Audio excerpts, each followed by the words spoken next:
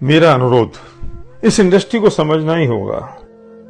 हर business का अपना एक बेसिक ढांचा होता है, एक डीएनए होता है, एक अलग जीन्स होते हैं, कुछ फंडामेंटल्स होते हैं जिससे अगर नहीं समझा तो आप इतनी बड़ी गलती कर सकते हैं जिसे संभवतः भगवान भी माफ ना करे। डायरेक्ट सेलिंग बिजनेस ना तो प्रोडक्ट्स का बिजनेस है, ना ही किसी सेल्स एंड मार्केटिंग प्लान का। ये सिर्फ और सिर्फ लोगों का बिजनेस है। हाँ, निश्चित तौर पर प्रोडक्ट्स की क्वालिटी, प्राइसिंग, यूनिकनेस और सिलेक्शन का एप्रोप्रिएट होना, बैलेंसिंग होना, देश, जनता और जनसंख्या की स्पेंडिंग पावर के अनुरूप होना ही चाहिए, जिससे लोग एक अच्छी आमदनी कर सकें और अपने अधूरे सपनों को पूरा कर सकें। स्पष्ट है कि लोग ही धुरी हैं, केंद्र में लोग ही हैं, सेंटर पॉइंट लोग ही हैं, निर्भरता लोगों पर ही है। सब बातों से ऊपर हैं लोग, और लोग ही असली प्रोडक्ट्स हैं इस यूनिक बिजनेस के।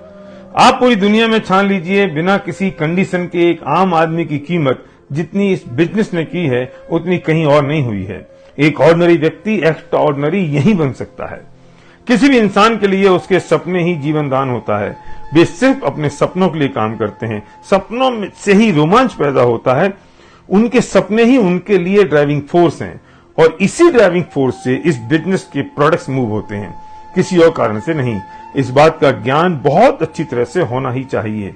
इससे स्पष्ट हो जाता है कि आपका फोकस कहां होना चाहिए। दिल में सपने लिए हमारे ये लोग बहुत मासूम होते हैं।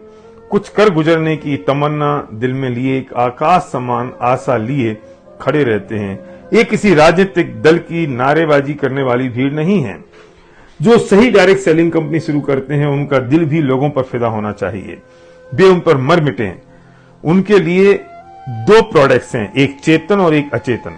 चेतन प्रोडक्ट्स के कारण ही अचेतन प्रोडक्ट्स मूव होते हैं, इसलिए चेतन प्रोडक्ट्स उनके लिए सर्वोपरि होना ही चाहिए। यानी कि लोग, उनके लिए ईगो, स्वार्थ, बेईमानी, अपारदर्शिता का ना तो कोई स्थान है, ना ही इंटेंशन के अपवित्र होने की कोई गुंजाइश। उनके लिए ये कोई सामान्य ट्रेडिशनल बिजनेस नहीं होना चाहिए, क्योंकि ये लोगों के सपनों से जुड़ा मामला है। इसलिए ये दुनिया का सबसे अलग मॉडल है। ये लोगों की जिंदगियों का मामला है। वास्तव में तो आप लोगों की जिंदगियों के साथ खेल खेल रहे हैं। ये खेल बहुत आकर्षक है, श्रेष्ठ है, मंदिर जैसा पवित्र है, गंगा जल जैसा शुद्ध है, संतों के समागम जैसा है, किसी भी नेक काम से उत्कृष्ट है, नोबल पुरस्कार योग्य है। ध्यान रखना होगा, अगर आप डायरेक्ट सेलिंग बिजनेस में आ गए हैं तो आपको अपने आप में उच्चतम पवित्रता उत्पन्न करनी होगी। मन शुद्ध, वाणी शुद्ध, वचन शुद्ध रखना ही होगा। इस इंडस्ट्री का तो ये दुर्भाग्य ही है, जो करते तो सिर्फ मनी सर्कुलेशन है, फाइनेंशियल स्कीम्स हैं, और उन्हें डायरेक्ट सेलिंग का चमकीला चोगा पहना देते हैं, जिसकी चमक देखकर भोले भाले और लोभी लोग फंस जाते हैं। और न जाने कब वे कंपनियां रातों रात इस भूमंडल में दफन हो जाती हैं और वे फिर थोड़े दिन बाद एक और नया चोगा पहनकर वापस प्रकट हो जाती हैं। मैं लोगों से अपील करना चाहता हूं कि इस तरह के लोभ में फंसकर अपने भविष्य और अपने परिवार के भविष्य के साथ खिलवाड़ ना करें। दुनिया में इजी मनी जैसी कोई चीज नहीं होती दोस्त। ध्यान रखना, हर चमकीली चीज सोना नहीं होती। इनकम लीगली, इथिकली और मॉरली सही होना चाहिए, और कभी भी कोई शॉर्टकट कानूनी रूप से सही हो ही नहीं सकता। अगर बैंक 3%, 3.5% इंटरेस्ट देता है और म्यूचुअल फंड 10-12% की बात करते हैं, अगर हम वॉरेन बफेट की बात करें तो वे कहते हैं मैंने अपनी पूरी जिंदगी में 18 से 20% की इनकम इन्वेस्टमेंट से ली है, और कोई और आपके पास आता है और ये इन्वेस्टमेंट की बात करता है और कहता है महीने के 10% मिलेंगे, कोई कहता है कि महीने के 5% मिलेंगे, कोई कहता है रोज के 2% मिलेंगे, तो समझ लो क्या वो सही हो सकता है। और हम अपनी गाड़ी खून पसीने की कमाई, अपनी इज्जत, अपना सम्मान दांव पे लगा देते हैं, जिसका हस्र बुराई होता है। भारी मन से कह रहा हूं, बेहतर है आप इस पवित्र बिजनेस से दूर चले जाएं, अगर आप इसके लिए तैयार नहीं हैं तो।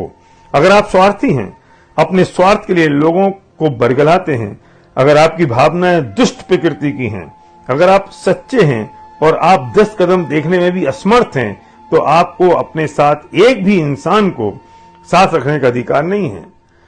आपकी दृष्टि में एक सामान्य टॉर्च जितना भी दूर देखने की ताकत नहीं है।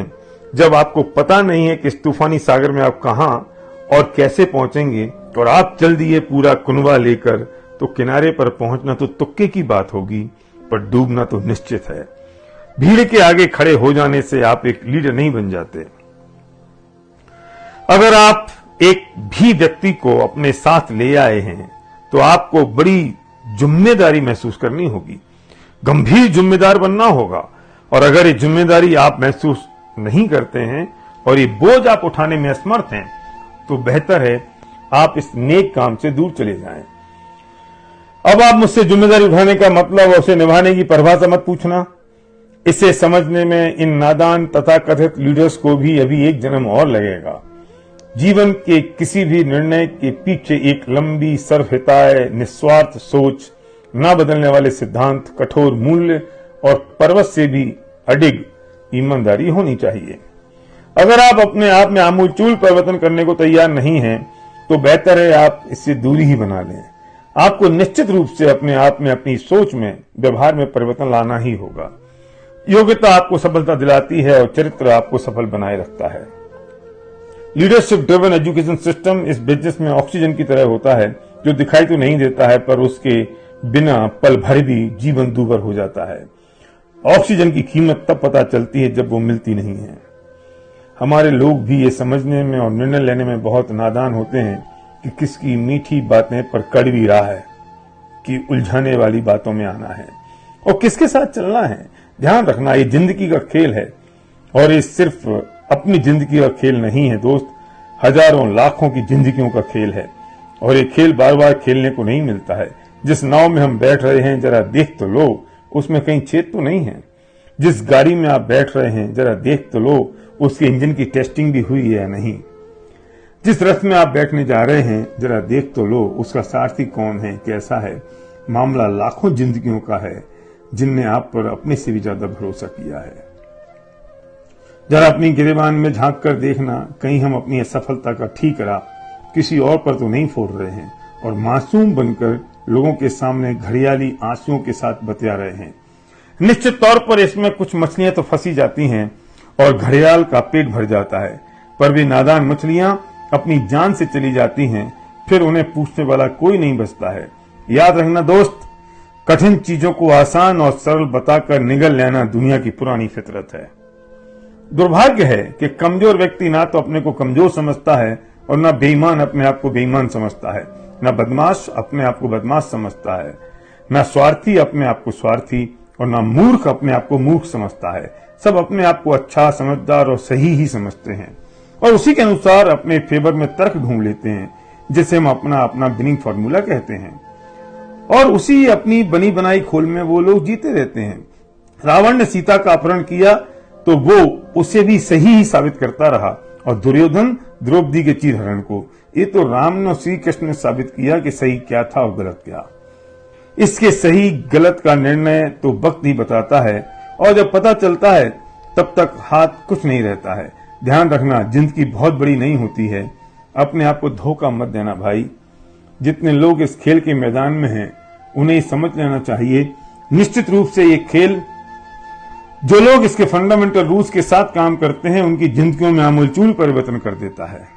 जो लोग कुछ नहीं करते हैं वे बिल्कुल वैसे ही रहते हैं जैसे थे। ना तो कुछ बिगड़ना है ना कुछ सुधरना है। जब कुछ किया ही नहीं तो कुछ होना भी नहीं है। जो लोग इसके फंडामेंटल रूल्स को जानबूझकर या अनजाने में नहीं समझते हैं या समझने का लोगों के सामने नाटक करते हैं, उन्हें खत्म होते हुए भी इन्हीं आंखों ने बड़ी करीबी से देखा है और फिर वे कहीं के नहीं रहते हैं। अपने आप से वादा करना होगा हम अपने और अपनों के सपनों के लिए पवित्र मन से समर्पित हैं। इस संबंध में मेरा आपसे अनुरोध है, कृपया मेरी इस बात की कोई समीक्षा ना करें और ना ही इसे अपने ऊपर आने वाला तीर समझें। और अगर आप ऐसा करते हैं तो इसका मतलब होगा कि कहीं घाव है तो टिंचर लगने से चिमना रहा है। अगर ऐसा होता है तो आपको इस लेख को और एक बार पढ़ना होगा, सुनना होगा और मलहम लगानी होगी। किसी शायर ने कहा है, मगन था मैं सब्जी में नुक्स निकालने में और कोई खुदा से सूखी रोटी का शुक्र मना रहा था।